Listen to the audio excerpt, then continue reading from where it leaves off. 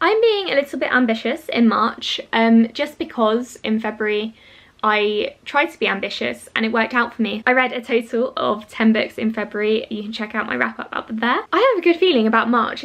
First of all, it's a longer month, which means that I have more time for reading. Secondly, I don't have too much planned, which is important. I have about 10 books that I'm planning to read in March, as well as a bunch of books for the rereadathon.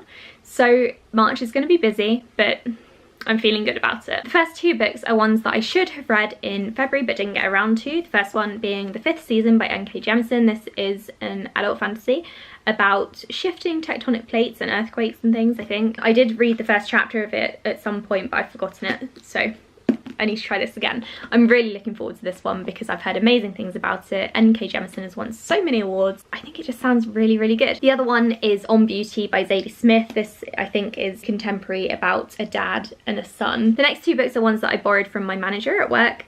She highly recommended one of them, and then the other one she wasn't too impressed by, but I wanted to borrow it anyway.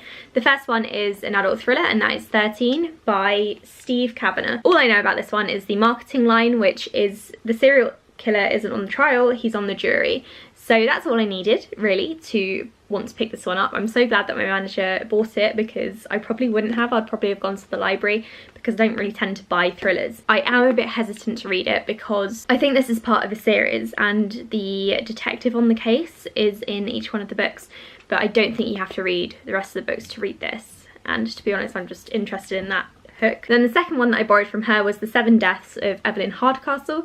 This is a thriller slash mystery. This is actually quite a long one. I wasn't expecting it to be so huge, but it is. The next one is an adult sci-fi, and that is Children of Time by Adrian Tchaikovsky. Justine from I Should Read That keeps talking about this book, and I bought it ages ago in Waterstones for, it was probably on sale or something. All I know is that it's a colonization story set in space about alien spiders. Apparently it's quite difficult to read at first if you're not into like hardcore sci-fi, but I'm okay with that. I can try. I'm mostly intrigued by this because Justine keeps going on about it and she has completely sold me on this book. It is a bit of a chunky book, so if I do get to this one, I'll be very proud of myself. And the most important book that I'm very excited to read in March is one that I haven't stopped going on about, or rather I haven't stopped going on about the prequel, and that is The Kingdom of Copper by S.A. Chakraborty.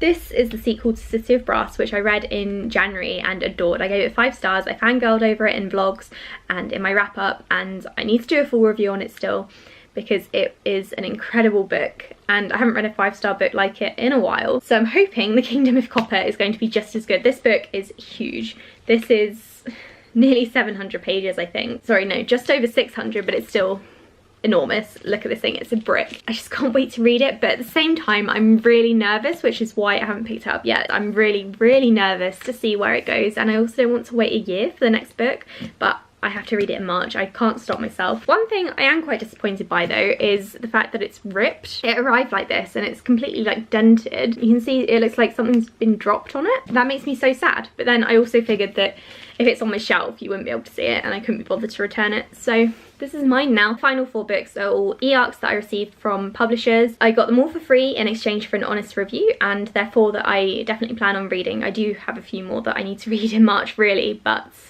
you've seen my TBR pile. This thing is ambitious. The first one I want to read is Watch Us Rise. This is a feminist contemporary book about 2 girls, I think, who create some sort of feminist group at school, which I'm always here for. If You're Out There, which is a YA thriller, this is about a girl whose best friend moves away and then starts acting weird on social media, and then I think she vanishes entirely, so the main character wants to find her friend. The Pioneer, and I have no idea what this is about. I think it's YA sci-fi, going by the cover. And finally Sherwood, which is a book about Maid Marian and Robin Hood is dead. So these, plus the others, are all the books that I want to read in March, and I might have lost my mind a little bit. I can't even lift this pile without the books falling everywhere. The ones that I definitely 100% have to get to are The Fifth Season and The Kingdom of Copper, and then I should probably try to read the ones that I borrowed. All the others I'm still really excited about, so I think this is probably my most exciting TBR yet. If you do want to buddy read any of these with me, let me know, because I would be up for buddy reads